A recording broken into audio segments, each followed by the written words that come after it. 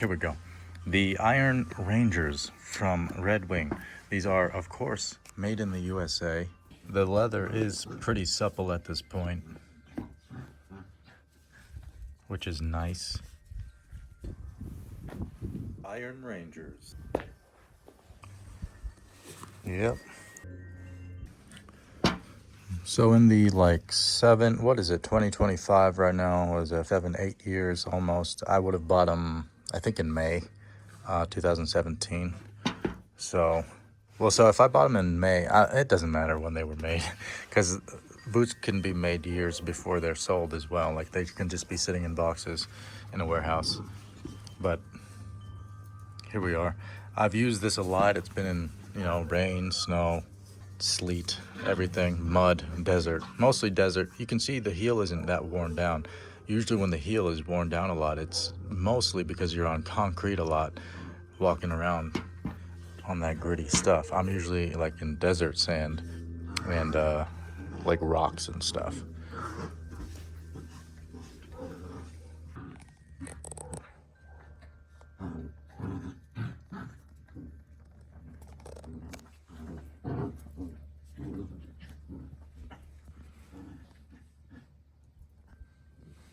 These have been an insanely comfortable boot. They didn't have too much break-in. I think on the right boot when I first bought them, I think I got these off Amazon actually, and I got them for like $220 from what I remember. And they're not factory seconds. They don't have the hole punch in the tongue or anything. I'm just now remembering that as I'm speaking because it has been a while.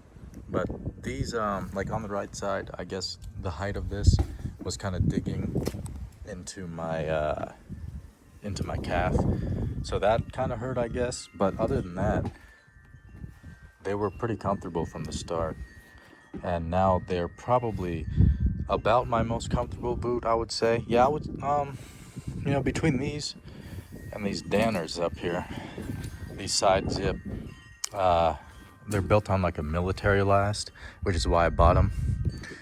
They are not made in USA like most of the like Danner Acadias, but I don't like the Acadias because they're too thin. They're too narrow, and I don't understand why law enforcement wears narrow boots like that. I prefer the military lasts where they're wider, much better. But anyway, the Iron Rangers are super comfy, and they just have that traditional leather insole with the cork inside of the midsole. And for some reason, a lot of the boots I've owned a bunch of boots. I don't have too many now, but I've owned a bunch of heritage style boots around this quality, and these are pretty much incomparable in terms of comfort with any other boot that I've broken in on. And I've used the other boots a lot as well. Like I really broke them in, but these ones continue to be like the most comfortable ones. Along with these, I guess, because these do have like an insole in them, but they're different style, stitched down, versus the Goodyear welt of the Iron Rangers and the Huntsman, 2015 Huntsman, which maybe I should talk about a bit at some point. Those boots are amazing as well, built on a different last, and they're just so nice. They got gashed, but they still look perfect.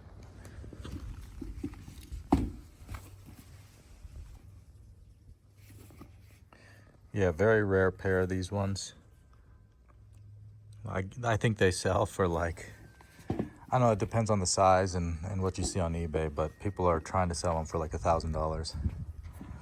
And it's understandable because they're so rare, but I paid retail for these. And all that to say that a boot like this, and I've put this through a lot. I don't do nothing in my boots. I do a lot in my boots, and these have very much held up. I have zero complaints with them. The quality is amazing. The leather is amazing. The copper rough and tough is what this leather is. It's It's a nubuck leather, but you wouldn't think so at this point because it's very smooth looking. I have conditioned these, and I mean several times over the years with various things. Like the first time I conditioned them, I used like leather honey, which is way too aggressive. You probably shouldn't use leather honey, but you know, they turned out perfectly fine. They definitely don't look bad. People think they ruin their boots when they condition them, but that's not really the case. But you can kind of over condition boots, aesthetically speaking, but it's going to be hard to ruin the leather itself.